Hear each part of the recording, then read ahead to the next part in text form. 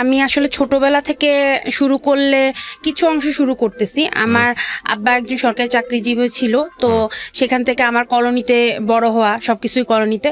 তো খুব মানে আমি একটা মানে হাসি খুশি মেয়ে, বা সবার সাথে খুব একটা মিশুক টাইপের আমি একটা মেয়ে। আমরা হচ্ছি 3 ভাই বোন, আমি সবার ছোট মেয়ে, ছোট আর কি। ভাই বোনের মধ্যে আমার বড় বোন আছে আর ভাই আছে।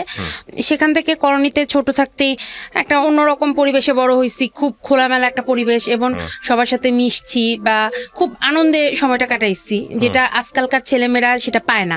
সবাই তো ইউটিউব, ফেসবুক এগুলা, তো আমাদের সময়টা তো অন্যরকম একটা সময় ছিল।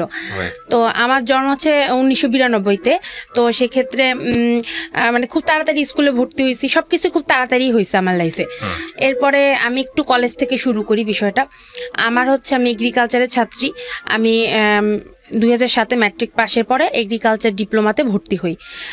তো সেখান থেকে আমার এগ্রিকালচার ডিপ্লোমা শেষ করে আমি তখন হয়তো অনেক ছেলেরাই হয়তো বলতো বা প্রেম করার যে বিষয়টা আসে, তো ওই টাইমটাতে আসলে ওইভাবে কারোর সাথে রিলেশনে জড়াই নেই।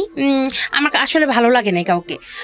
2011-তে যখন আমি এগ্রিকালচার শেষ করে পড়াশোনা মানে এগ্রিকালচার ডিপ্লোমাটা ক্লোজ করলাম, তারপর হচ্ছে আমি বিএজেটে ভর্তি হব। তো যাই হোক, বিএজেটে উন্মুক্ত বিশ্ববিদ্যালয় আন্ডারে সেটা।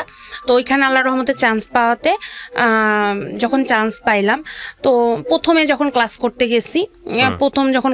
গেছি, তখন কয়েকদিন ক্লাস টাস করলাম। এর মধ্যে অনেক ফ্রেন্ড সার্কেল আছে, ছেলে ফ্রেন্ড, মেয়ে ফ্রেন্ড সব একসাথেই। কিন্তু ওই তখন আমার হঠাৎ একটা ছেলেকে আমার খুব পছন্দ হয়েছে। মানে ওই ক্লাসের মধ্যে সে খুব জোরে জোরে কথা বলতেছিল, দেখতে অনেক সুন্দর ছিল, লম্বা, খুব সুন্দর ছিল। তখন আর কি আমি প্রথমে এই ফার্স্ট মনে হয় যে হ্যাঁ, একটা ভালো লাগার মতো কাউকে। তো ওকে যখন দেখলাম আমার খুবই ভালো লাগছে, জাস্ট ভালো লাগা পর্যন্তই। এরপরে যাই হোক, ছেলেটা নিজে থেকে আমার সাথে এসে কথা বলার পরে হাই হ্যালো, কেমন আছি, ভালো আছি, সেই ওইটুকুই। তো এরপরে কিভাবে তখন ফেসবুকটা না অত বেশি বুঝতাম না, নতুন তো তখন ফেসবুক, তখন তার স্মার্ট মোবাইলও এত ছিল না, ফেসবুকে অত বেশি কানেক্টেড ছিলাম না। যে তখন একটা আইডি খুলছি, তো ওইখান থেকেই কিভাবে যেন আমার মধ্যে ফ্রেন্ডশিপ হয়ে গেল, কিভাবে আমরা মানে বুঝতেও পাইনি যে সে।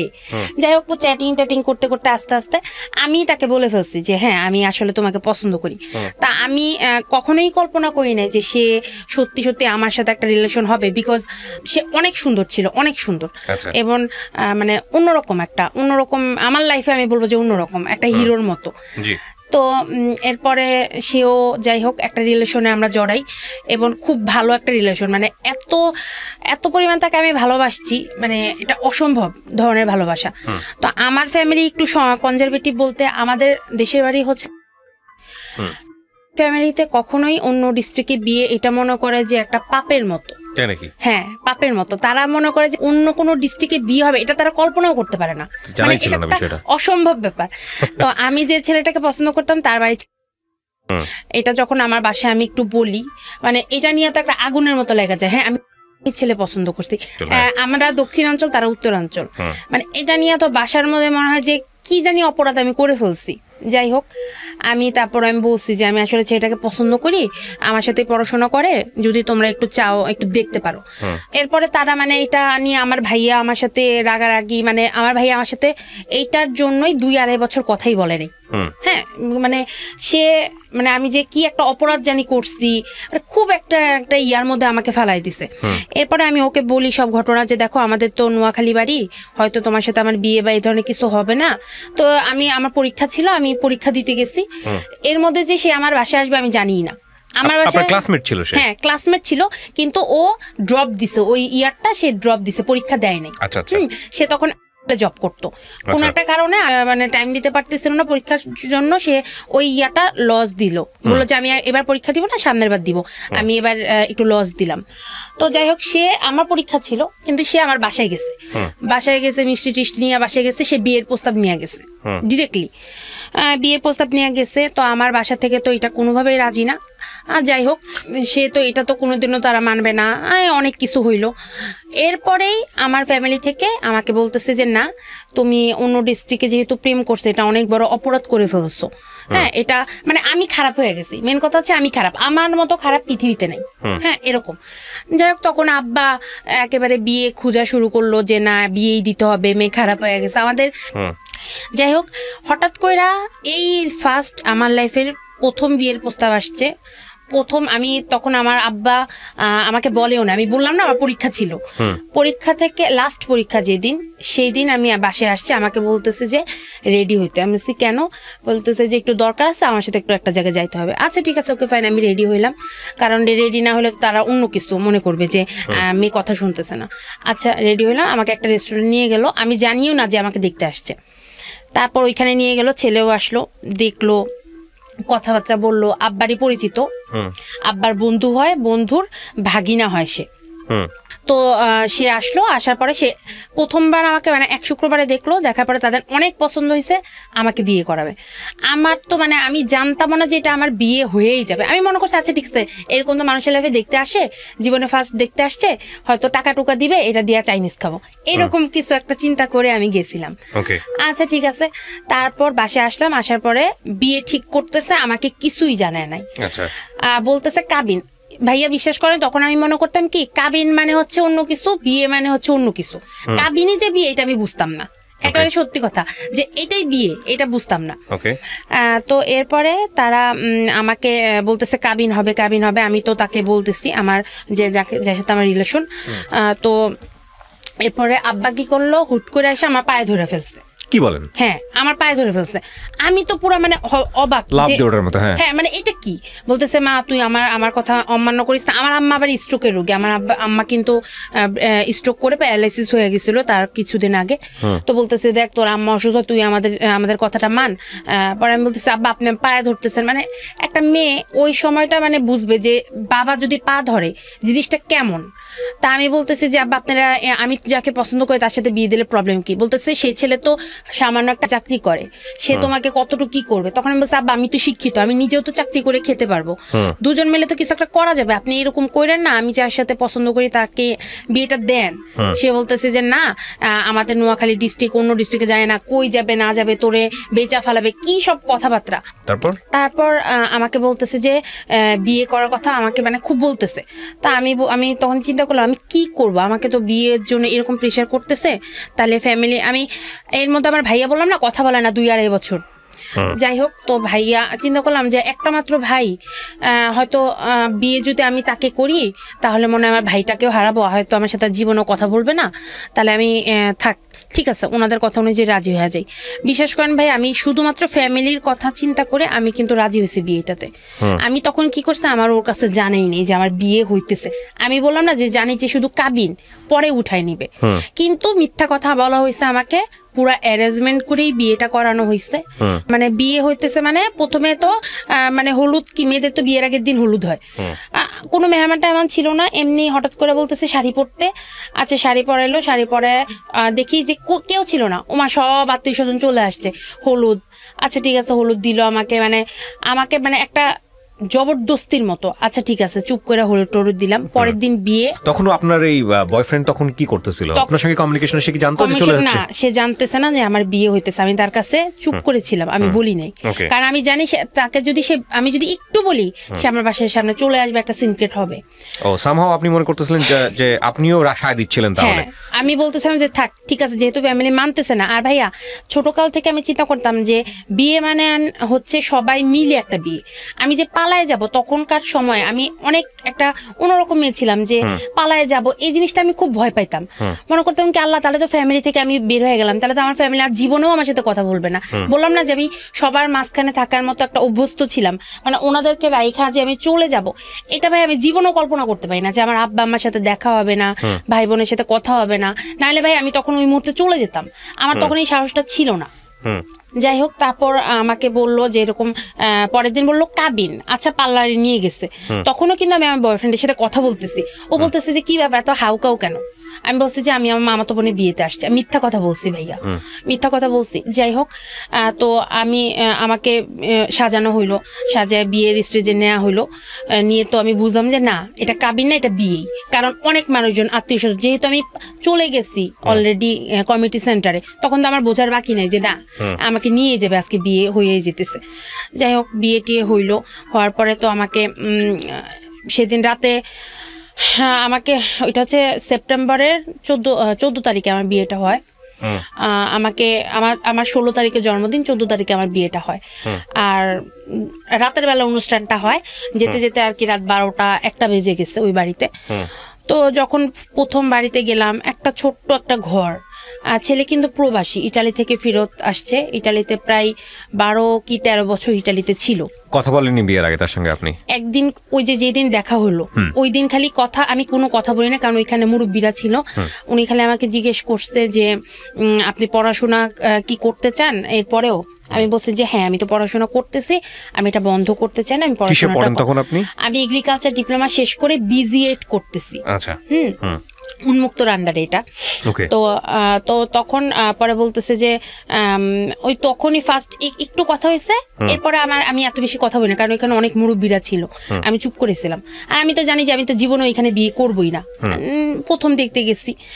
যাই হোক, পরে তো বিয়ের রাত্রে যখন আমি আমার প্রথম শ্বশুরবাড়িতে যাই, দেখলাম যে একটা ছোট একটা ঘর। আমরা কলোনিতে ছিলাম। আপনি বিয়ের পরে তখনও আপনি আপনার বয়ফ্রেন্ডকে জানাননি যে বিয়ে হয়ে গেছে? কিচ্ছু জানাইনি আমি। আপনার প্ল্যান কি ছিল আসলে? আমার প্ল্যান ছিল আমি বিয়ে করব, ওনাদের কথা অনুযায়ী যেহেতু গলায় ফাঁসি দিতে হইতেছে দিব। এরপরে কি করব দেখা যাবে, মানে আমার তখনও কোনো নির্দিষ্ট প্ল্যান ছিল না। বাট স্টিল ইউ লাভ হিম, তখনও ভালোবাসেন ওকে? হ্যাঁ। এবং আমি মানে কোনোভাবেই চাইতেছিলাম না যে এখানে হোক, শুধুমাত্র আমার ভাই আমার সাথে 2 বছর 2.5 বছর কথা বলে। আমি আমার ভাইকে অনেক ভালোবাসি ভাইয়া, আমার একটা মাত্র ভাই। এবং মানে ছোটকাল থেকে ভাইয়া অনেক আদর করতো, অনেক। ভাইয়া আমার সাথে কথা বলে না, এইটার মানে এটা যে কি পরিমাণ আমার কাছে কষ্টদায়ক। এবং আমার সাথে আমার চেহারার দিকেও আমার ভাইয়া আমার দিকে তাকাইতো না, এরকম করছে আমার সাথে। যাই হোক, এরপরে আমি যখন গেলাম, স্টিল নাও আমার বয়ফ্রেন্ড জানে না। জাস্ট বিয়ে যখন হয়ে গেল, আমি মোবাইলটা বন্ধ করে আমার বোনের হাতে দিয়ে দিছি। আমি বলছি নাও, মোবাইল রাখা দাও, আমি গেলাম, এই কথা বলে চলে আসছে। আর আমার বয়ফ্রেন্ড তো যখনই দেখছে আমার মোবাইল বন্ধ, ও তো পাগলের মতো হয়ে গেছে। যাই হোক, আমি আসতেছে আস্তে আস্তে। এরপর যখন গেলাম, যে দেখলাম যে আমাদের জন্য ফুল সজ্জা যেভাবে সাজায়, মানে কি বলে বাসর ঘর ওইটারে বলে, যাই হোক ওইটা সাজাইছে। মানুষজন, আত্মীয় স্বজন, ওইখানে সবাই ছিল আত্মীয় স্বজন, না আমাদেরকে বরণ টরণ করে নিচ্ছে। নেওয়ার পরে আমি বাসর ঘরে বসে আসছি। আর আমি তখনও চিন্তা করতেছি যে এটা কি হইতেছে, আমার সাথে কি হইতেছে। বসে আসছি, তখন রাত্রে 2টা-2.30 বেজে গেছে। তো তখন তার ভাইয়ের বউ যে ছিল, বড় ভাবি, উনি আসছে আমার সাথে এসে কিছুক্ষণ কথা টথা বলে আছে। একটু পরে আমার হাজবেন্ড আসলো।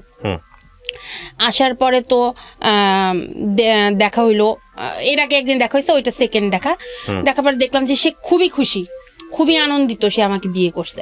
মানে আপনার হাজবেন্ড? সে খুব আনন্দিত, সে আমাকে বিয়ে করছে। আচ্ছা, সে কিন্তু আমার চেয়ে বয়সে অনেক বড় ভাইয়া। 2014-তে আমার মনে হয় 21 চলে, 21 কি 22 মেবি, আমি একটু এক্স্যাক্টলি বলতে পারতেছি না। আর তখন তার বয়স হচ্ছে 45 তখন। আচ্ছা, ওকে। তো সে আমার থেকে অনেক সিনিয়র, প্রায় ডাবল। হ্যাঁ সিনিয়র। আচ্ছা, যাই হোক, সে আসছে। আসার পরে আমাকে একটা স্বর্ণের চেন দিল, একটা মোবাইল দিল, অনেক কিছু দিতেছে, ট্যাব দিল।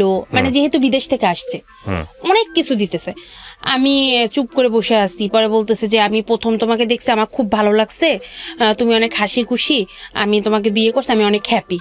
আচ্ছা, যাই হোক, আমি চুপ করে আসি, আমি কি বলবো, আমাকে দিতেছে এসব। আর অনেক আয়োজন করেই বিয়ে করছে ভাইয়া, অনেক কিছু আয়োজন করেই বিয়ে করছে। তো তারপর এরপরে আমি তো চুপচাপ বসে আছি, কি বলবো। তারপর কতক্ষণ কথাটা বলার পর বলতেছে যে কি তুমি কি হ্যাপি না যে তুমি বিয়ে করছো? আমি কোনো কথা বলতেছি না, আমি চুপ করে বসে আছি। কারণ আমি তো জানি যে আমার মধ্যে কি হইতেছে, আমার তো চিন্তা ওই দিকে যে ও জানি কি করতেছে। এরপরে যাই হোক, তারপর ওই ফার্স্ট কোনো একটা মানে অপরিচিত একটা লোকের সাথে রাত কাটানো, কি বলবো, মানে আমার ভিতরে তো সব মনে হইতেছে যে আমি মনে মারা যাব, যে এটা কি হইলো, আমি কাকে চিন্তা করছি আর এটা কি হইলো। আচ্ছা ঠিক আছে। এর মধ্যে পরের দিন সকালবেলা যখন ঘুম থেকে উঠলাম, উঠার পরে তো আমি আমার বাসায় ফোন দিছি, আমার তখন মোবাইল নাই, যে সে নতুন মোবাইল দিছে তার মোবাইল থেকে আমি কল দিছি, আমার কাছে কোনো সিম নেই। কল দিছে, কল দিয়ে ভাই আপুর সাথে কথা বলতেছি, আমার বড় বোন ওই বাসায় আমাদের বাসায় ছিল। তখন আমি একটা সাউন্ড পাইছি যে আমার বয়ফ্রেন্ডের গলা, আমি সাউন্ড পাইছি মোবাইল ফোনে। হ্যাঁ আমি সাউন্ড পাইছি, পাওয়ার পরে আমার বোন ফোনটা রেখে দিছে, আমি কিন্তু শুনছি যে ওর সাউন্ড, আমি বুঝতে পারছি যে সেই আসছে।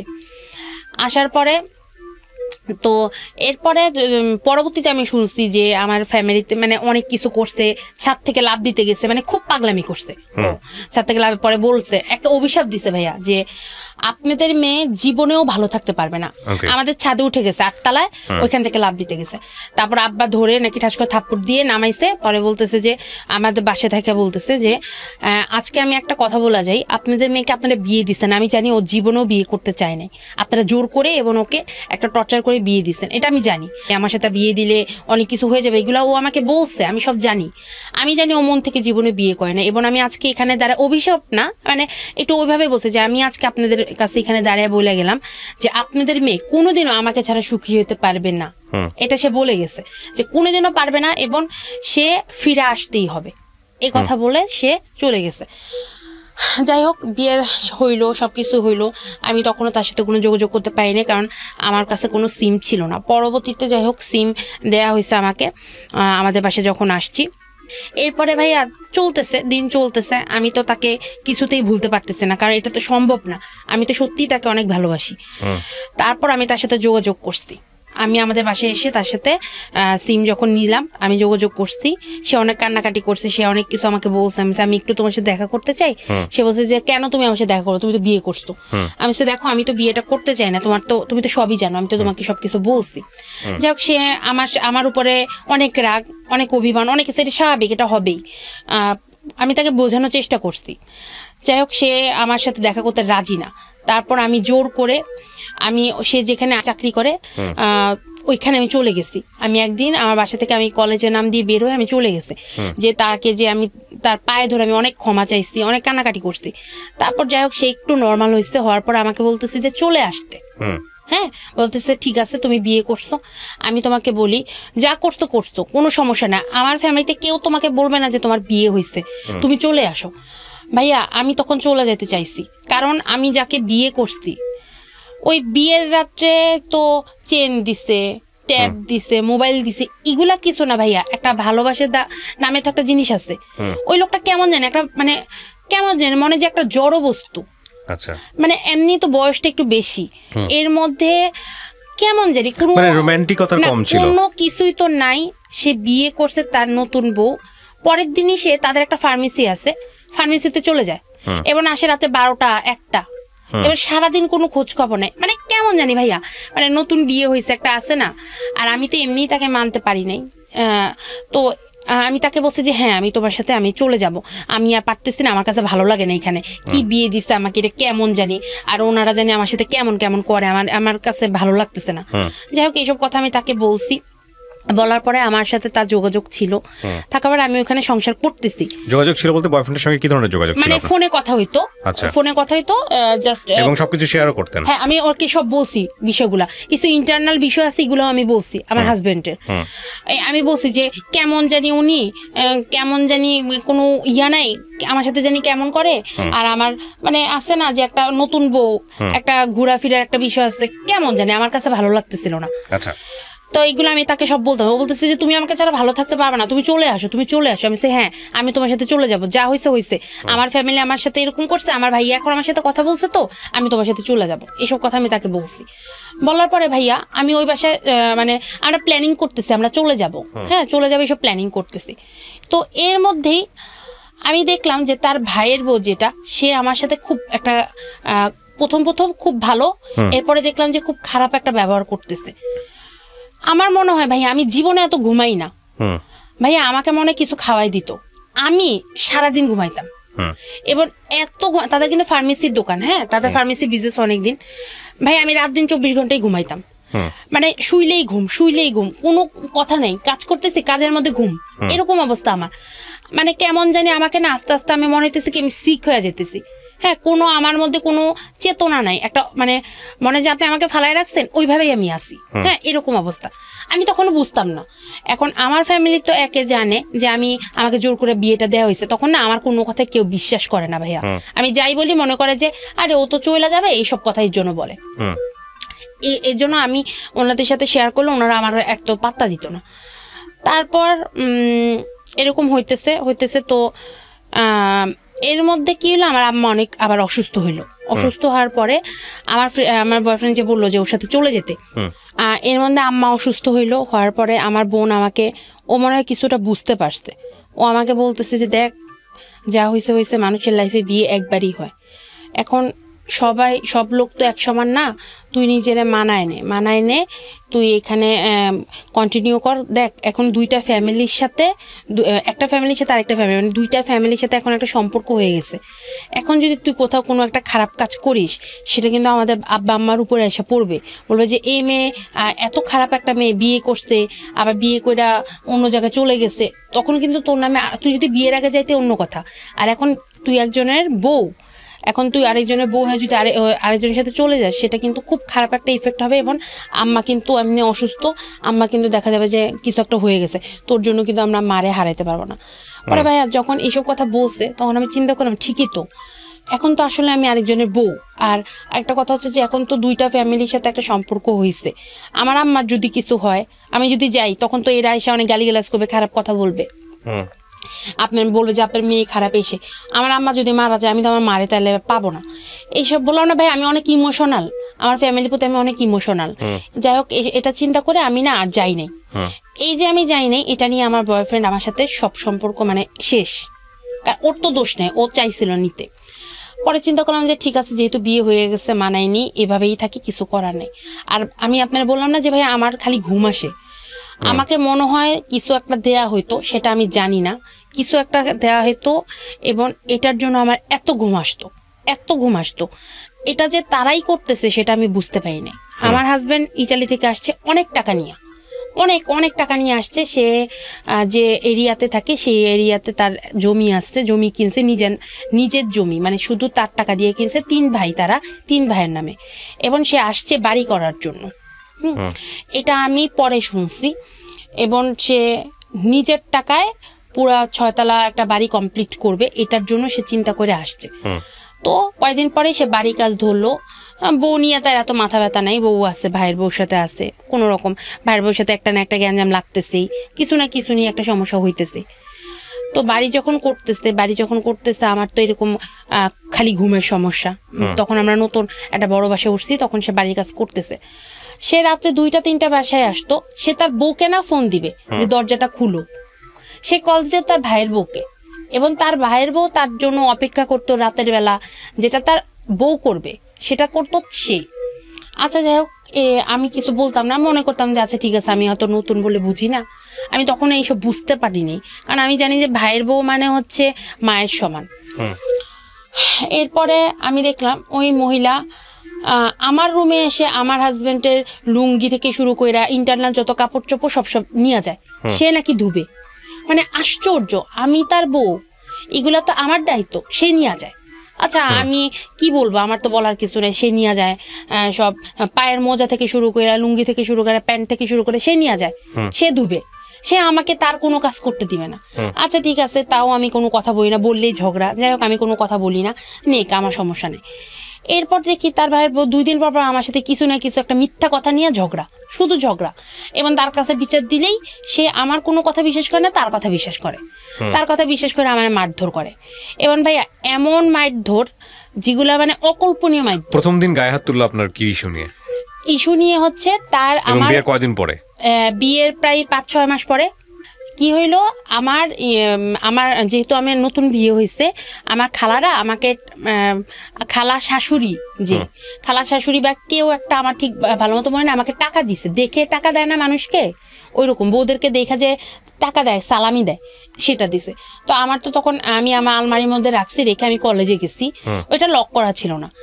ওই যে আমার যে ওর যে ভাইয়ের বউ, ওনার ছেলে আছে, ও আবার চুরি করতো, সে আমার এখান থেকে টাকাটা সব নিয়ে গেছে ভাইয়া। আমি এসে দেখি কোনো টাকা নাই। তা আমি ওরা বলতেছি, আমি ভাবিরে যা বলছি, আমি ভাবি ও তো এরকম, ওনারাই বলছে যে ওনার ছেলে চুরি করে। হ্যাঁ, তা আমি বলছি ভাবি আমি তো এখানে টাকা রাখছি, এখন দেখি টাকা নাই, আপনি একটু হৃদয়ে জিজ্ঞেস করেন না যে ও টাকাটা নিছে নাকি। পরে এই লেগে গেছে ঝগড়া, হ্যাঁ আমার ছেলে কি চোর নাকি, নিজেই কিন্তু আমাকে বলছে যে ওনার ছেলে চুরি করে। এটা নিয়ে সে কি করছে, বানায় চোরে আমার হাজবেন্ডের কাছে বলছে। রাতের বেলা এসে কোনো কথা নেবার্তা নাই, বেয়াদব, তোমার মতো বেয়াদব ছোট লোক দেখি না। আমি মা আমি কি করলাম, বলতেছে হ্যাঁ কিসের চুরি করছে, তোমার কাছে তো কোনো টাকাই ছিল না। আমি মা তোমার খালাই তো টাকাটা দিল, তুমি জিজ্ঞেস করো, তুমি তো দেখছো আমি তো এখানে টাকাটা রাখছি, দেখো তুমি এখন টাকা না, আমি তো ছিলাম না বাসায়। এটা নিয়ে কথা নিয়ে এমন থাপ্পড় দিছে ভাইয়া, মানে কানে গালের মধ্যে দিছে, আমি মানে মনে যে আমি বয়রা হয়ে গেছে, আমি কিচ্ছু শুনতেছি না, এরকম অবস্থা। কি তুমি থাপ্পড় দিলা কেন, এরপরে আবার একটা থাপ্পড় দিয়া মানে ফালাই দিছে। হ্যাঁ বেয়াদব, আমার মতো নাকি বেয়াদব নাই, আমি নাকি ছোট লোক। পরে আমি আশ্চর্য, এটা আমি আর কোনো কথা বলি না, আমি যে ঠিক আছে যাও, আমি মিথ্যা কথা বলছি, এই প্রথম আমার গায়ে হাত তুলে। আচ্ছা, এরপরে তো গেল দিন গেল, আস্তে আস্তে প্রবলেম হইতেছে, সে সবার কাছে বিচার দেয় আমি ঘুমাই, আমি নাকি খালি ঘুমাই। এখন ভাই আমার কেন ঘুম আসে আমি বুঝতে পারতেছি না, আমার খালি ঘুমই আসে। এখন আমি তারে বলছি, আমি দেখো আমার না, আমি জীবনে এরকম ঘুমাই না, আমি এত পড়াশোনা করলাম, আমি কিন্তু রাত জেগে পড়াশোনার অভ্যাস, এত ঘুম আমার নাই, একটু চলো না ডাক্তারের কাছে, আমি কেন এত ঘুমাই। বলে কি হ্যাঁ তোমার তো কোনো কাজ দেয়, তুমি খালি ঘুমাও। মানে কি আমাকে এখন সে দেখতেই পারে না, সে আমার দেখতে পারে না। তারপর আমি একদিন রাত্রে কি হলো ভাইয়া, ওই যে বললাম না রাতের বেলা আসে, আমি জাস্ট ঘুমাইতেছি, কিন্তু আমি একটু কানে সাউন্ড পাইছি, সে আসছে। আসার পরে আমি দেখলাম তার ভাইয়ের বউ দরজাটা খোলার পরে দেখেন আমার ভাসুর কিন্তু এগুলো সব জানে, কিন্তু সে কখনোই তার বউরে কিছু বলে না, কারণ হচ্ছে বাড়ি, যে তার ভাই বাড়ি করবে, তারা নিয়ে যাবে, এর জন্য বউকে কিছু বলে না। আমি দেখলাম যে ওনারা আসছে, ও আসছে, আসার পরে আমার ওই ভাবি কি জানি বলতেছে, দুজন মিলে কি হাসাহাসি রাতের বেলা। আমি একটু দেখে আমি আবার ঘুমে গেছি। আমি বললাম না ভাই আমি তাকাইতে পারি না, আমি মানে নেশাখরের মতো খালি ঘুমাই। আচ্ছা, এরকম করে গ্যাঞ্জাম লাগতেছে। এরপরে আমি খুবই অসুস্থ, আমার বমি, গলা মানে পুরা সবকিছু ভাষা ফেলেছে, কোনো কিছু খাইতে পারতেছে না, কিন্তু বমি, এত বমি কোত্থেকে আসতেছে। তো আমার আব্বারে আমি ফোন দিয়ে বলছি, আব্বা আমি মনে হয় মারা যাবো, আপনারা একটু আমাকে এসে নিয়ে যান। হ্যাঁ, তো বলতেছে কেন কি হয়েছে, আমি আব্বা আমার খুব অসুস্থ, আপনারা একটু এসে নিয়ে যান, এই বাসায় থাকলে আমি মারা যাবো। একটা অসুস্থ পরিবেশ, সারাদিন ঝগড়াঝাটি মারামারি। তারপর আমার আব্বা আসছে, আমার বোন আসছে, এসে দেখে আমি খুবই অসুস্থ, বিছনায় পড়ে আসছি, খালি বমি করতেছি এবং খুব অসুস্থ। মানে এত পরিমাণ ওষুধ বা এত পরিমাণ ড্রাগ মনে আমাকে দেওয়া হয়েছে, আমি পুরো বিছনার সাথে লেগে গেছি, এরকম অবস্থা আমার। আমার আব্বা হসপিটাল নিয়ে ওইখানে বাসায় নিয়ে আমাকে বাসায় নেওয়ার পরে ট্রিটমেন্ট দেওয়া হলো, কিছুতেই কিছু থামতেছে না ভাই, আমার প্রচন্ড পেটে ব্যথা, যেমন পেটে ব্যথা এরকম বমি। এরপরে এই যে আমি গেলাম, আমার হাজব্যান্ড কোনো খবর নাই যে তার বউ অসুস্থ কি মারা যেতেছে, না তার কোনো খবর নাই। সে তার বাড়ি, তার ভাইয়ের বউ, তার ওই 14 গোষ্ঠী সবাই নিয়ে আসে, ফার্মেসি নিয়ে আসে। তারপর তো আমার ফ্যামিলি আমাকে নিয়ে যাওয়ার পরে ডাক্তার দেখাইছে, না আমি পুরো অসুস্থ। লাস্টে আমাকে পিজি হসপিটাল ভর্তি করছে। পিজি হসপিটালে ভর্তি করে 18 দিন সেখানে আমাকে রাখছে। আমাকে বলছে যে আমার পেটের ভিতরে নাড়ি নাকি পেঁচায় গেছে। হ্যাঁ, এরকম অবস্থা। এবার এত পরিমাণ ব্যথা ভাইয়া, কি পরিমাণ যে ইঞ্জেকশন দেওয়া হয়েছে, তারপরও কোনো কিছুই হইতেছে না, এবং আমার জিব্বা থেকে শুরু করে সব পুইরা গেছে। যাই হোক, এরকম করার পরে আমি ওইখানে অসুস্থ 6 মাস, 1 বছরের মতো আমি আমাদের বাসায় ছিলাম। এর মধ্যে আমার হাজবেন্ড আমার একটা খোঁজ নেয়নি, আমি হসপিটালে কি বাইচে আছি না মারা গেছি, কোনো খোঁজ খবর নেয়নি। Okay fine. এরপরে আমি যখন হসপিটাল থেকে আসছি ভাইয়া, আমি পুরো মানে কেমন জানি মেন্টাল রোগী আছে না, যে কি বলে এগুলা, মানে কোনো কিছু চিনে না, মানে কেমন বাচ্চাদের মতো ওইরকম হয়ে গেছি। কারণ একে তো এইসব প্রেশার, দ্বিতীয়ত আমি কিছু জিনিস চোখে দেখছি, তাদের দুইজনের সম্পর্ক, এগুলো আমি রেডিওতে কিভাবে বলবো। তারপর আমি আমার আব্বা আমাকে বলছে, দেখেন তখন একটু সুস্থর পথে, আমি খুব কানাকাটি বলতেছি, আমি তার সাথে সংসার করবো না, প্লিজ আমাকে ডিভোর্স দিয়ে দিতে, আমি এই লোকের সাথে সংসার করবো না। যে লোক তার ওয়াইফ 18 দিন হসপিটালে ভর্তি ছিল, এরকম অবস্থা, তারা তো তাদের মেয়ে বিয়ে হয়েছে, এটা ডিভোর্স হবে, এটা তো অকল্পনীয়, আরো বড় অকল্পনীয়। আমাকে বুঝাইতেছে কিছু হবে না, এটা কোনো প্রবলেম না, এরকম থাকেই, সে তো বাড়ি করতেছে, এর জন্য তোকে সময় দিতে পারতেছে না, এটা কোনো বিষয় না। একটা বিচার টিয়া কইরা আবার তার সে আসলো, আয়সা সে সবকিছু বিচার টিচার করে, আচ্ছা সে নিয়ে গেল আমাকে। তখন নতুন বাড়ি হয়ে গেছে ভাইয়া। হ্যাঁ 3 তলা কমপ্লিট।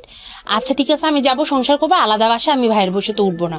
ওকে ফাইন, উঠছি, আলাদা বাসা নিলাম, উঠছি। তার ভাইয়ের বসে মানে একই ফ্ল্যাটের মধ্যে তিনটা বাসা, তারা 3 ভাই 3টা ফ্ল্যাট। এরপরে নতুন বাসায় উঠছি, ওঠার পরে ঠিক আছে খুব ভালো যেতেছে।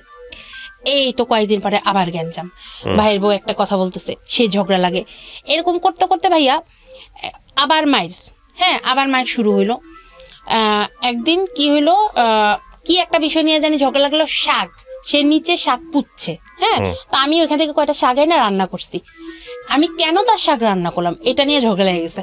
পর আমি আচ্ছা ঠিক আছে আমি ভুল হয়ে গেছে, আমি তো বুঝি না, এই জন্য কয়টা শাক আনছে, আচ্ছা ঠিক আছে আর আনবো না। সে আমার হাজব্যান্ডের সাথে বিচার দিচ্ছে, আমি নাকি সব গাছ কাইটা ফেলছি। এবার আমার হাজব্যান্ড এসে আবার আমার মারা শুরু করছে, মানে আমার কোনো কথাই সে শুনো না, সে তাদের কথা শুনে আমাকে গায়ে হাত দেয়। এবং ভাইয়া তখন আমার চোখে ঘুষি দিতেছে, ডান চোখে ঘুষি দিতেছে, বাম চোখে ঘুষি দিতেছে, এরকম অবস্থা। আচ্ছা পরে আমি বললাম যে কি ব্যাপার, তুমি মারতেছো, তুমি আমার চোখে কেন হাত দাও? আমার চোখে, একটা মানুষের চোখে তো হাত দেওয়া ঠিক না। হ্যাঁ, এইসব নিয়ে ঝগড়াঝাটি, যাই হোক। এরপরে কয়েকদিন পরই একটার পর একটা গন্ডগোল, আবার মাইর। ভাইয়া সে এবার কি করছে, চোখে যে আমাকে মারছে, এবার ওই যে খাটের পাশে যে বড় বড় গোল গোল ইয়াগুলা থাকে না কাঠের, ওগুলার মধ্যে মাথার মধ্যে বাড়ি দিতেছে, মানে মাথার মধ্যে নিয়ে এভাবে বাড়ি দিতেছে মারের মধ্যে। এবার আমার চোখে ইচ্ছাকৃতভাবে জোরে প্রেসার দিতেছে, আমি বুঝতেছি সে এটা ইচ্ছাকৃতভাবে করতেছে। মানুষের আছে না যে না মারামারি করতেছি ইচ্ছাকৃতভাবে, না এমনি লাগে গেছে, না সে কিন্তু ইচ্ছাকৃতভাবে আমাকে চোখে মারতেছে। তারপর আমাকে চোখে যে মারার পরে ভাইয়া আমি তখন দেখতেছি কি, মানে আমরা তো এখন সব দেখি, হ্যাঁ চোখটা দিয়ে তো আমরা সব দেখি। তখন দেখি কি, আমি একটা অংশ দেখি। হ্যাঁ, তখনও কিন্তু আমি বুঝি না যে আমার ডান চোখটা নষ্ট হয়ে গেছে। হ্যাঁ, আমি গোসলখানায় গেছি, গোসল করতেছি, দেখি কি একটা সাইড আমি দেখতেছি কেমন জানি আফসা। পরে আমি বললাম যে কি ব্যাপার, আমার এরকম লাগে কেন? আচ্ছা ঠিক আছে, মনে মাথাটাতে ঘুরায়। এরকম করে আমি ঘর থেকে মানে বাসায় আসছি, আসার পরে আমি তারে বললাম যে তুমি যে সেদিন আমার চোখে আঘাত করছো, আমি কিন্তু হালকা কম দেখতেছি। বলে কি তুমি তো আগের থেকেই কানা। আমারে বলে, আমি আগের থেকে কানা হলে আমি কিভাবে পড়াশোনা করছি, কিভাবে কি করছি, কিসের কানা আমি? তো এটা আমি আমার ফ্যামিলিকে ফোন দিছি, তাদেরকে বলছি। ও সে যে আমাকে মায়েরাটা আবার আমার আব্বা আম্মারে ফোন দিয়ে সে সুন্দরভাবে মিথ্যা কথা বলে, আপনাদের মেয়ে সারাদিন ঝগড়া করে। আমার আব্বা আম্মা তো তার জামাইয়ের জন্য পাগল, জামাই যা বলে তাই সত্যি, মেয়ে সব মিথ্যা কথা বলে, মেয়ের কোনো কথাই সত্য না, মেয়ের কথা শুনলেই সমস্যা। আচ্ছা, তো এরকম করতেছি তো আমি দেখলাম কি আসলে কিনা আমি চোখে কম দেখতেছি। এরপরে রোজার মধ্যে, সেদিনই রোজা যেদিন ছিল ওই দিন আমাদের বাসায় সবার দাওয়াত ছিল রোজার। তো না সরি, আমাদের বাসায় না, মেজো ভাবির বাসায় আমাদের সবার দাওয়াত ছিল রোজার। তো আমি বলতেছি যে ওই বড় ভাবির সাথে আমি কথা বলি না, আমি উনি তো যাবে আমি যাব না, উনি যাবে আমি যাব না, আপনারা ওনাদেরকে খাওয়ান, আমি যাব না, আপনার ভাই যাবে। তো সেই আসার পরে বলতেছে যে পাশের বাসায় দাওয়াত দিছে, যাবা না? আমি যাবো না, তুমি যাও, যেহেতু বড় ভাবি আছে ওইখানে গেলে একটা ঝগড়া হবে, দরকার নেই, আমি তো খারাপ, আমি একলা থাকি, তুমি যাও। সে যায় নাই, সে আইসা আমার সাথে ঝগড়া লাগিয়ে দিচ্ছে, তোমার জন্য আমি সবার কাছ থেকে কথা শুনি, কোনো কথা নেই বার্তা নেই। আচ্ছা আমি আবার কি করলাম, আমি ঝগড়া হবে বিধায় তো আমি গেলাম না। এটা নিয়ে কথা কাটাকাটি করে সে ইফতার না করে চলে গেছে দোকানে। আচ্ছা রাতের বেলা তো আমি আবার চিলাচিলি করতেছি, আমি এই মহিলার জন্য আমার সংসারে অশান্তি, বিয়ের পর থেকে অশান্তি শুরু হয়েছে, আমি তো সবই জানি, আমি খালি মুখ খুলি না বইলা যে এই মহিলা যে আমার হাজবেন্ডের সাথে কি করে আমি কিন্তু সবই জানি, আমি মুখ খুলি না, তারপরও এইসব অশান্তি আর ভালো লাগে না, এইসব কথা বলতেছি। সে আয়সা ঝগড়া লেগে গেছে, তার ভাইয়ের বউ আয়সা ঝগড়া লাগিয়ে গেছে। রাতের বেলা, রাত্রে 11টা 11:30 সময় আসছে, সে আমার হাজবেন্ডের কাছে কি সুন্দর করে আমার নামে মিথ্যা কথা বলতেছে। আমার হাজবেন্ড তো আমার কথা কোনো কিছুই শুনে না, সে তার কথাই শুই নাই। আমি বলতে কি যে এই তুমি এত রাত্রে ওই বাসায় ঢুকছো কেন, বাসায় আসো, এই কথা বলে আমি তার হাত ধরছি। সে আমারে বলতেছে তোর মতো ডিপ্লোমা ইঞ্জিনিয়ার আমার জুতা মোছারও যোগ্যতা নেই, তোরে তো আমি বিয়ে করে আনছি, আমার জুতা মোছারও তো তোর যোগ্যতা নেই। আমি তো আচ্ছা তাই, তো আমি তো তোমার জোর করে বিয়ে করি নাই, তুমি তো পাগল হয়ে আমার বিয়ে করছো, কেন করছো আমার বিয়ে? আমার মেজাজ খারাপ তো অবশ্যই হবে, এত অশান্তির মধ্যে যেহেতু থাকি। আমিও কথা কাটাকাটি করতেছি, সে আয়সা চুলের মুঠি ধইরা ওই বাসার থেকে টানতে আমাকে আমাদের বাসায় আনছে, আইনা দরজাটা আটকাইয়া।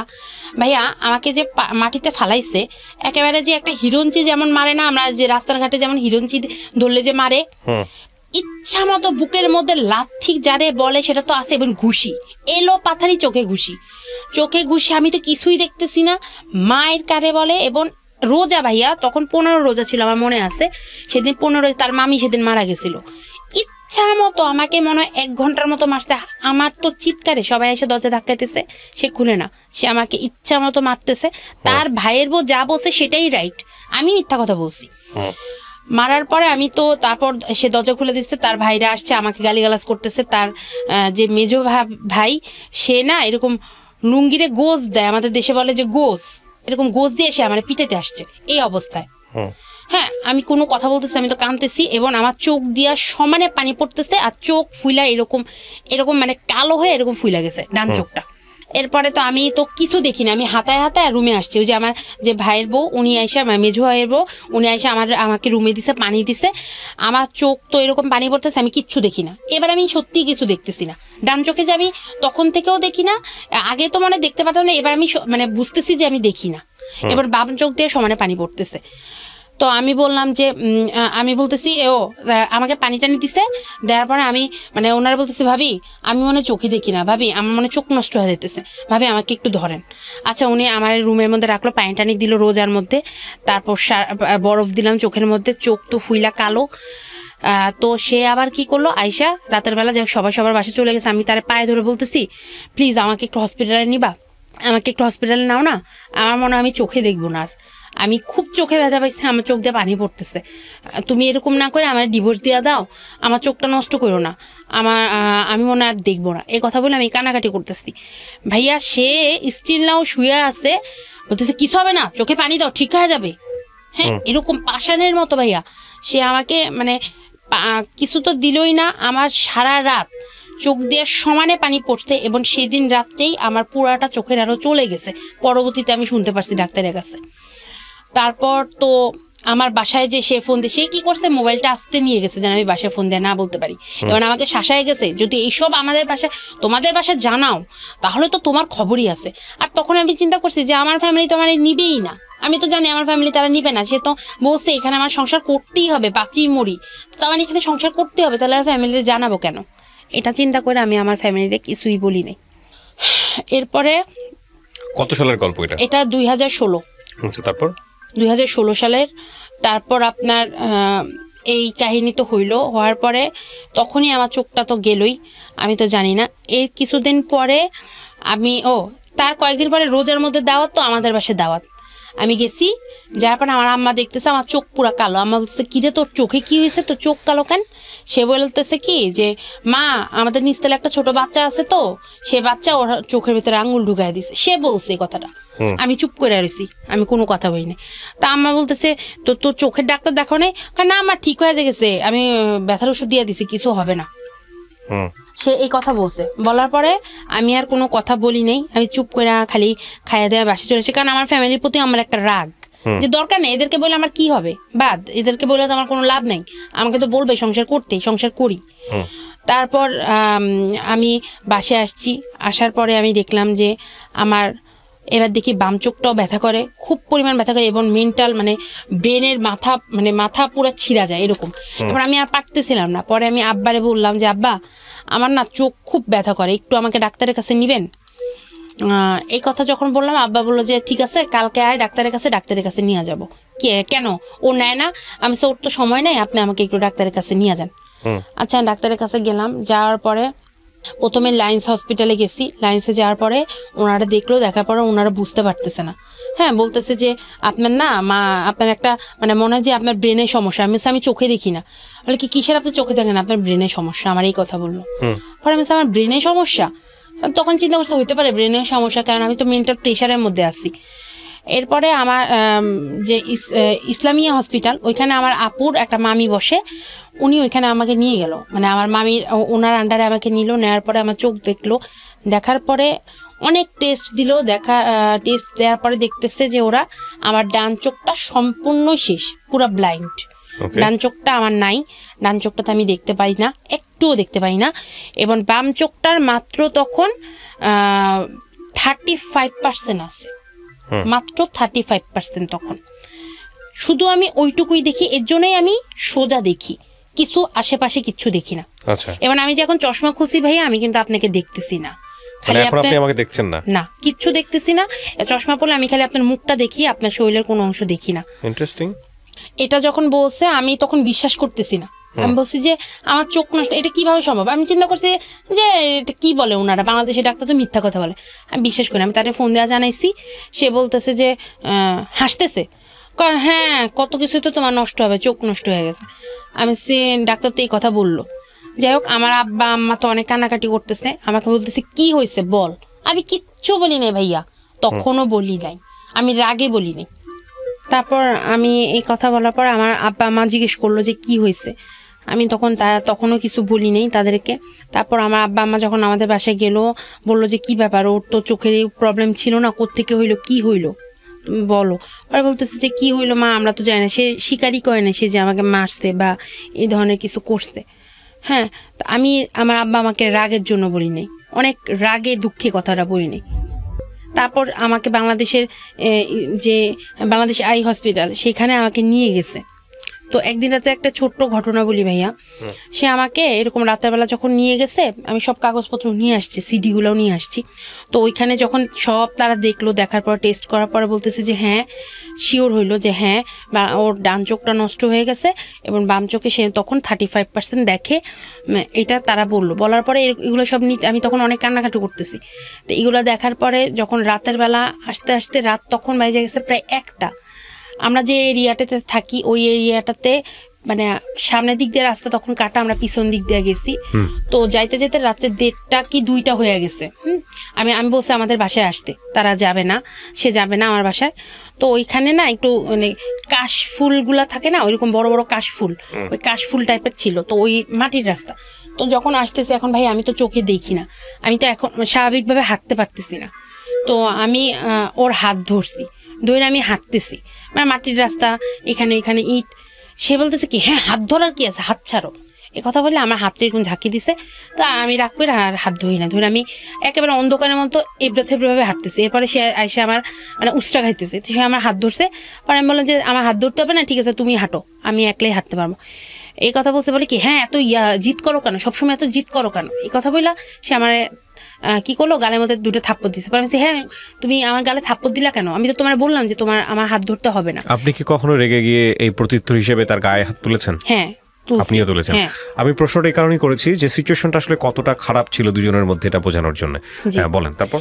জি, তারপর এরপরে আমি মানে চিৎকার দিয়ে উঠছি, হ্যাঁ সবসময় তুমি এরকম ব্যবহার করো কেন, হ্যাঁ আমি কি তোমাকে জোর করে বিয়ে করছি নাকি, আমি রাস্তার মধ্যে এরকম চিল্লানি লাগিয়ে দিচ্ছি। এরপর সে আমার বললো যে কারণ ভাই তখন আমার এমনি মন খারাপ যে আমার চোখ নষ্ট হয়ে গেছে, ওই সিচুয়েশনে সে এরকম করতেছে, তখন তো স্বাভাবিক এরকম মন খারাপ হবেই।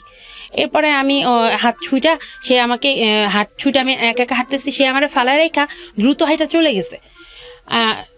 থাপ্পড় মারতে দ্রুত হাইটে যায় না, যখন এরকম ধস্তাধস্তি করতেছে, করার পরে সে মানে এমন যেন একটা ঠেলা দিচ্ছে, আমি কি করছি ইয়ার মধ্যে পড়ে গেছে, যে এখানে কাদা ছিল, মাটির রাস্তা তো কাদা ছিল, আমি কাদার মধ্যে পড়ে গেছি। পরে আমি তখন বসে বসে কাঁদতেছি, আমার এত কষ্ট হয়েছে যে আল্লাহ কেন আমার সাথে এরকম মানে এরকম হইতেছে, কেন আমার সাথে, আল্লাহ আমি কি অপরাধ করছি।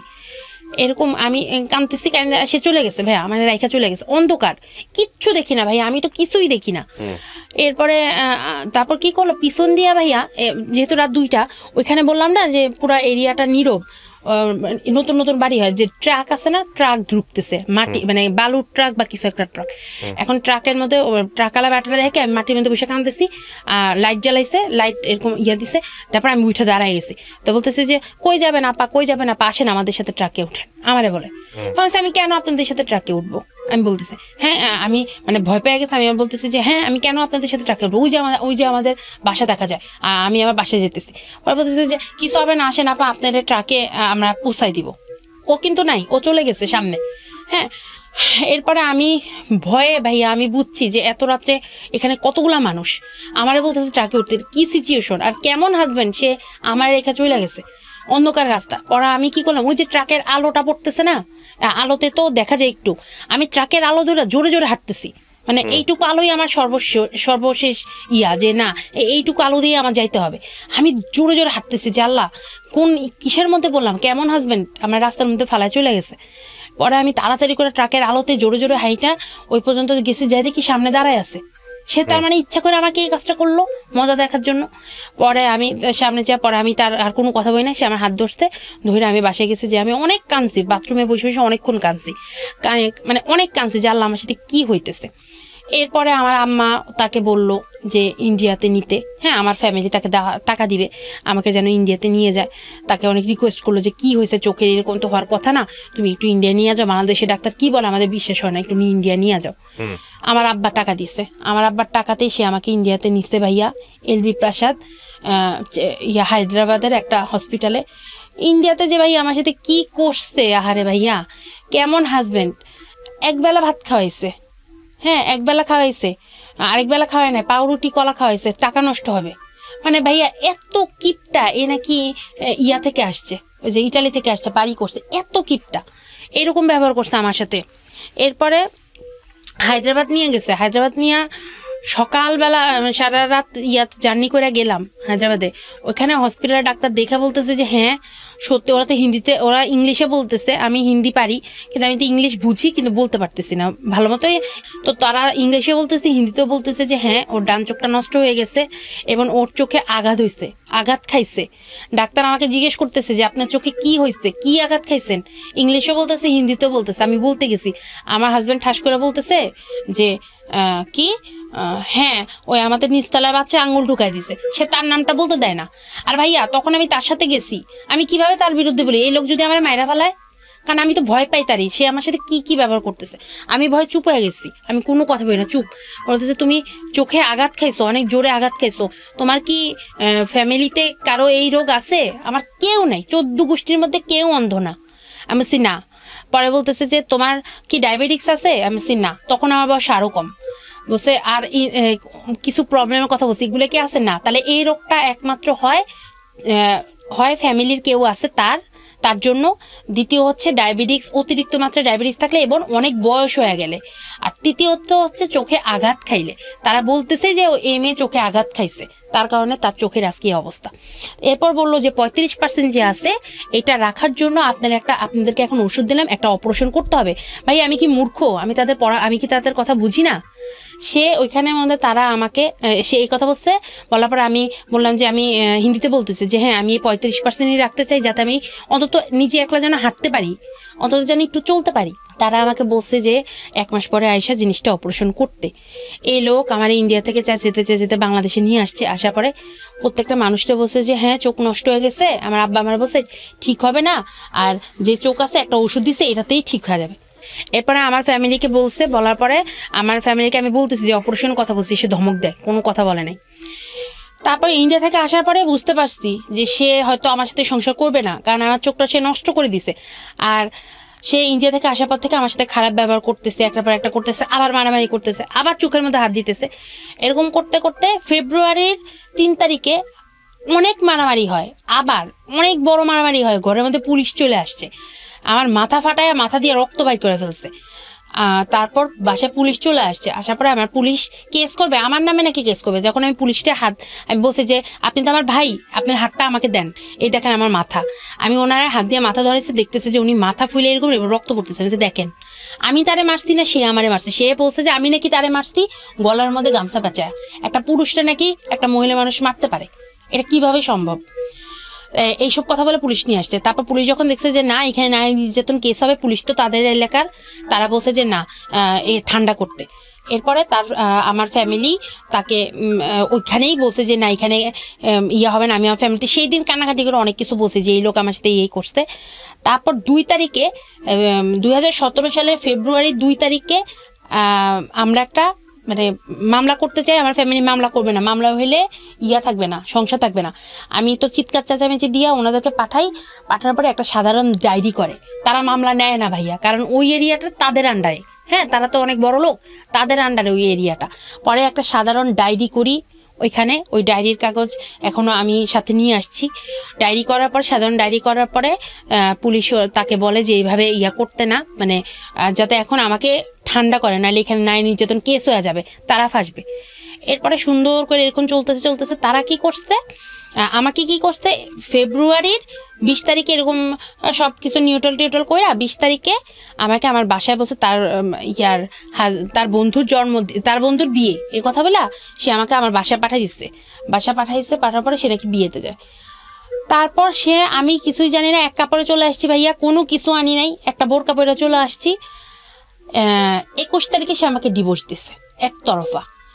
21 তারিখে ডিভোর্স দিছে, দেওয়ার পরে আমার কাছে ডিভোর্সের কাগজ আসছে 27 তারিখে। তারপর আমি তাকে ফোন দিই। আপনাকে সে ডিভোর্স দিয়েছেন? আপনি দিয়েছেন? সে দিছে একতরফা। ইন্টারেস্টিং। হ্যাঁ, ওকে, সেই আমাকে ডিভোর্স দিছে, আমি ডিভোর্স দেই নাই। তারপর একতরফা ডিভোর্স দেওয়ার পরে আমি তাকে ফোন দিলাম যে কিসের ডিভোর্স, কিসের কি, সবই তো মিউচুয়াল হইলো, তুমি আমাকে ডিভোর্স দিলা কেন? পরে বলতেছে তোমার সাথে আমার সংসার করা সম্ভব না, হ্যাঁ তোমার তো চোখই নাই। ও আচ্ছা, চোখ নাই, চোখটা কে নষ্ট করছে, কে কি করছে? যাই হোক, এইসব নিয়ে সে আমার সাথে কথা বলে না, ধরা দেয় না। তারপর আমি কেস করি, নারী নির্যাতন মামলা করি, তারপর আপনার যৌতুকের মামলা করি। কত সালে করেন?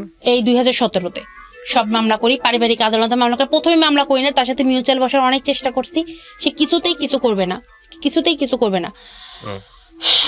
আমি এত কষ্ট করে সাজাইছি আমার সংসার, সেই সংসারটা ভাঙলো, আমার চোখটা নষ্ট হইলো।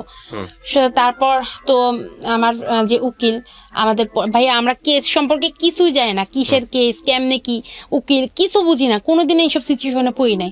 উকিল যেভাবে বলছে এইভাবে করছি, সেভাবে টাকা দিছি।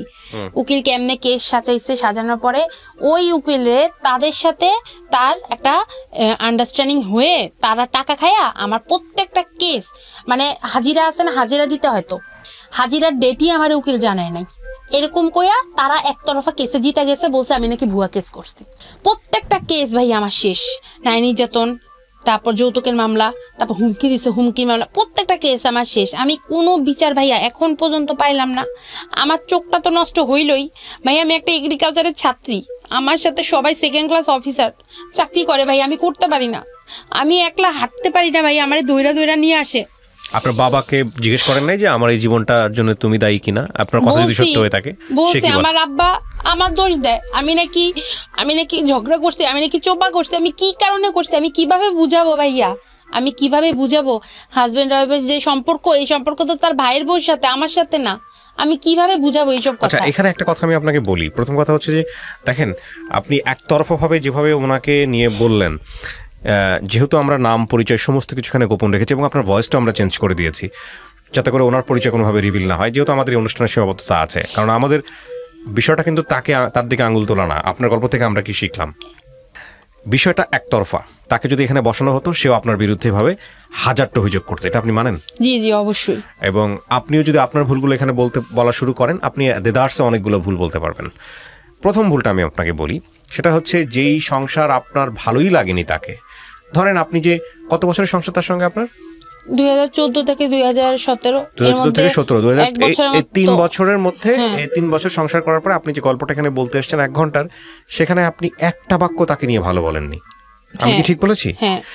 একটা বাক্য তাকে নিয়ে আপনি ভালো বলেননি, তার মানে এই মানুষটার কি কোনো কিছুই আপনার ভালো লাগেনি? 3 বছর ভালো লাগেনি, শুরু থেকে ভালো লাগেনি। তার পেছনে 2টো কারণ।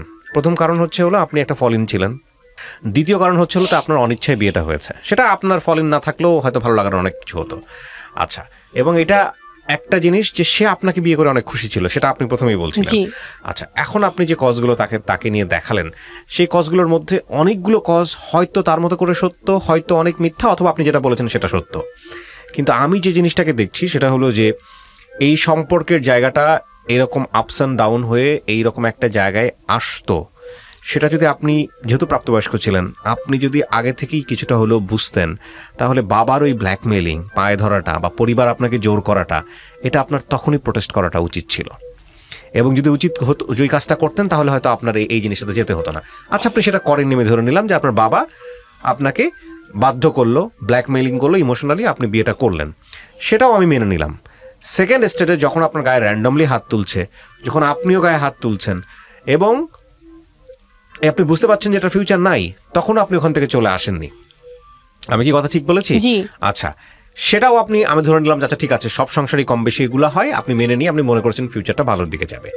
এবার আসেন আপনার চোখের বিষয়ে। আমি যদি বলি, চোখটা আপনার অন্ধ হয়ে গেল, বা যেটা হলো আপনি যদি সত্যি বলে থাকেন এখানে ওর কারণে আপনি যেটা বলছেন, সেটাও কি এনাফ ছিল না ওকে ছেড়ে দিয়ে চলে আসার জন্য? তাহলে সেটা আপনি গোপন করলেন পরিবারের কাছে, আপনার নিজের কাছে, তারপরে ওকে নিয়ে আপনি ইন্ডিয়াতে গেলেন, ট্রিটমেন্ট করালেন।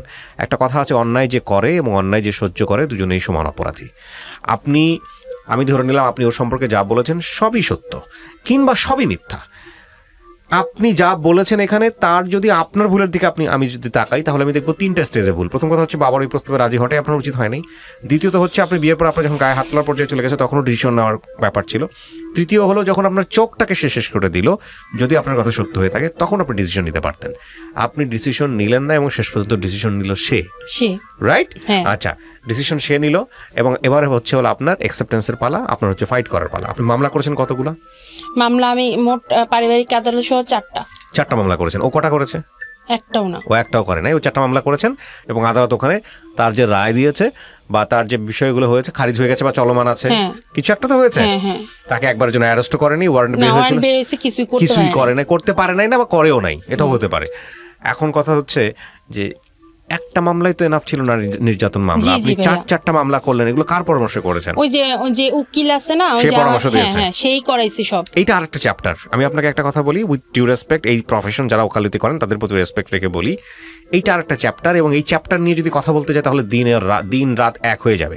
বিশেষ করে উকিলরা, আমি সব উকিলকে বলছি না, কিছু কিছু উকিল, হয়তো অনেক উকিলই আছেন যারা একটা মক্কেলকে, আমি আজ পর্যন্ত বলি আমার এই জীবন গল্প অনুষ্ঠানে বা আমি আগে যে রেডিওতে অনুষ্ঠান করেছি সেখানে এসে আজ পর্যন্ত তার গল্পে কেউ একজন বলে নাই যে অমুক উকিল সে অনেক ভালো মানুষ ছিল।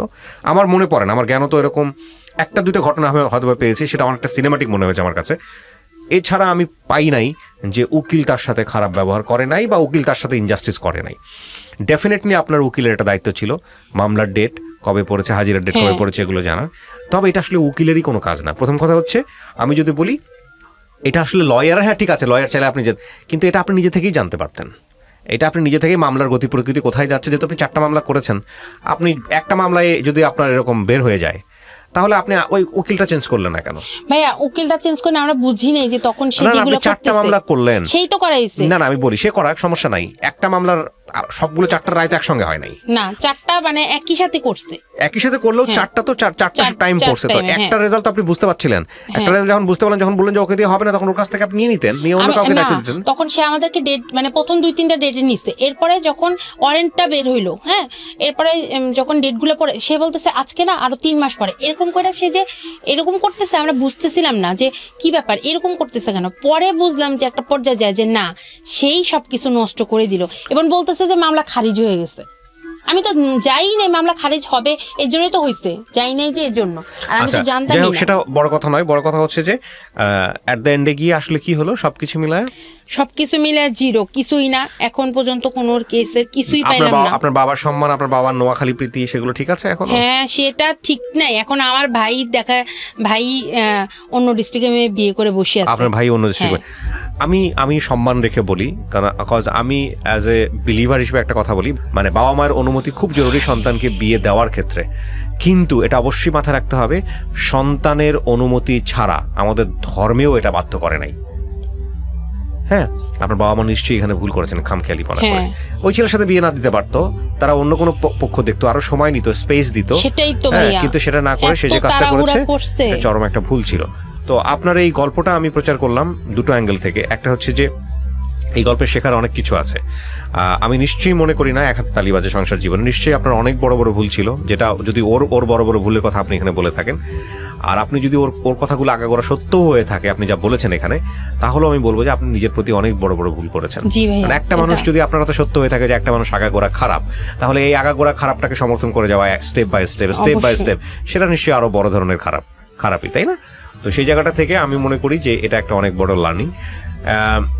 অনেক সময় দেখবেন যে অনেক গুরুত্বপূর্ণ কথা আমাদের বন্ধু বান্ধবরা বলে ফেলে। সেদিন আমার এক বন্ধু আমাকে বলতেছিল যে জীবনে যদি কারো ক্ষেত্রে একসাথে বসবাস করতেই হয় এবং তুমি যদি বুঝতে পারো যে এটা আসলে বেশি দিন যাবে না, তাহলে খুব সুন্দর করে ঠান্ডা মাথায় ডিসিশন নেওয়াটা খুব জরুরি। যদিও সেখানে মায়ার কিছু অবশিষ্ট থাকে, তবুও সিদ্ধান্ত নেওয়াটা জরুরি। আপনি যদি রিলিজিয়াসলি চিন্তা করেন তাহলে এটা আমাদের ধর্মে অনেক বেশি পারমিট করে যে হ্যাঁ চাইলে তুমি ডিভোর্স দিতে পারো, এবং খুব চমৎকার কিছু সায়েন্টিফিক ওয়েতে মানে সিস্টেম আছে। কিন্তু কথা হচ্ছে এটা আল্লাহ খুবই অপছন্দ করেন, তারপরেও তিনি অনুমতি দিয়ে রেখেছেন। হ্যাঁ, তো সেই জায়গাটা থেকে আমরা যেন আমাদের জীবনটাকে ধ্বংস না করে ফেলি, জীবনটাকে শেষ করে না ফেলি। কারণ দুজন মানুষের একসঙ্গে থাকা, সেখানে বেটার আন্ডারস্ট্যান্ডিং খুবই প্রয়োজন, দুটো মানুষকে বোঝাটা খুব প্রয়োজন। আমি আসলে আপনাদেরকে কথা বলছি মানে যে আমি একজন মানে জ্ঞানী বা খুব ভালো জানি এ বিষয়ে, একদম খুব বড় স্কলার ঠিক তা না। আমি আসলে শুনে সেটাই বলছি, এবং এগুলো কম বেশি সবার জীবনে সত্য, ইনক্লুডিং মি। তো সেই জায়গাটা থেকে আমাদের মনে হয় যখন আসলে আমরা থাকতে পারবো না, তখন এই গেমটা নিয়ে আসলে এই চুল টানাটানি না করে একটা স্পেস নিয়ে সিদ্ধান্ত নেওয়া উচিত, এবং স্পেস নেওয়াটা খুব জরুরি। কারণ জীবনটা তো একটাই, এবং সেই জীবনকে ধ্বংস করার জন্য সেকেন্ডারি এলিমেন্ট যদি জীবনটাকে ধ্বংস করে দেয়, সেটার জন্য তো নিজের কাছে তো পরাজয়, এবং আমার তো মনে হয় যে এটা বাস্তবিক জীবনেই এটার জবাবদিহিতার জায়গা অনেক। আপনি বর্তমানে বিয়ে করেছেন একটা? জি ভাইয়া। এখন এই ছেলেটা সমস্ত কিছু জেনে আপনাকে বিয়ে করেছে? জি। এটা কি আপনার নিজের পছন্দ ছিল না পরিবারের পছন্দ? নিজের পছন্দ। এটা নিজের পছন্দ। আপনি হ্যাপি আছেন একে নিয়ে?